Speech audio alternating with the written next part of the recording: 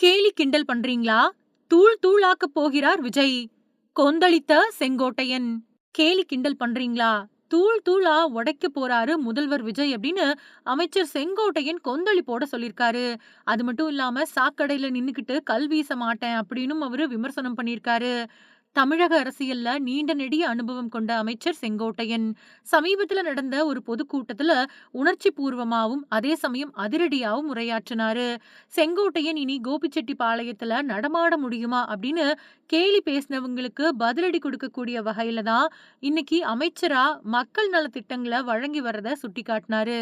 எதிர்ப்புகளை கண்டு பயப்படாம மக்களின் அன்பால மட்டுமே தான் இந்த நிலையை எட்டினதா அவரு நெகிழ்ச்சியோட சொன்னாரு.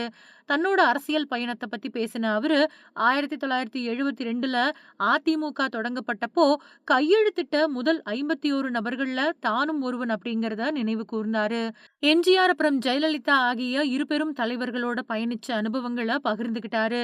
குறிப்பா தன்னை விமர்சனம் பண்ணவங்களையும் அரவணைச்சு போகக்கூடிய பண்பை முந்தைய தலைவர்கள் கிட்ட கத்துக்கிட்டதாவும் அதே பண்பை தற்போதைய தமிழக வெற்றி கழக தலைவர்கிட்டையும் காண்பறதாவும் அவரு பெருமிதத்தோட சொன்னாரு.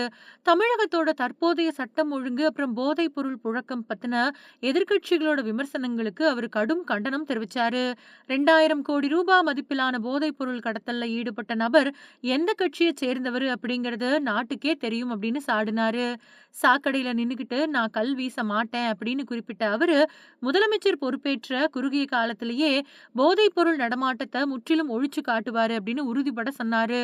பெண்களோட பாதுகாப்பு பத்தி பேசின செங்கோட்டையன் நள்ளிரவுல ஒரு பொண்ணு தனியா நகைகளை போட்டுக்கிட்டு பயப்படாம போகக்கூடிய நிலையே உண்மையான சுதந்திரம் அப்படின்னு காந்தியோட கனவை நனவாக்க முதலமைச்சர் பாடுபட்டு வர்றதா சொன்னாரு.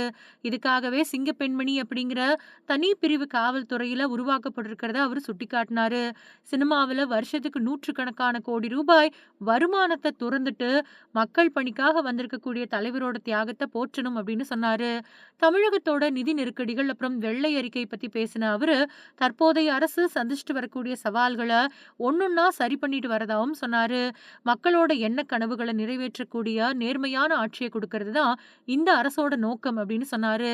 10வது தடவையா தன்னை சட்டமன்ற உறுப்பினரா தேர்ந்தெடுத்த மக்களுக்கு தன்னோட கோடான கோடி நன்றிகளை தெரிவிச்சுக்கிட்டதோட மக்களோட அன்பே தன்னோட பலம் அப்படின்னு சொல்லியிருக்காரு.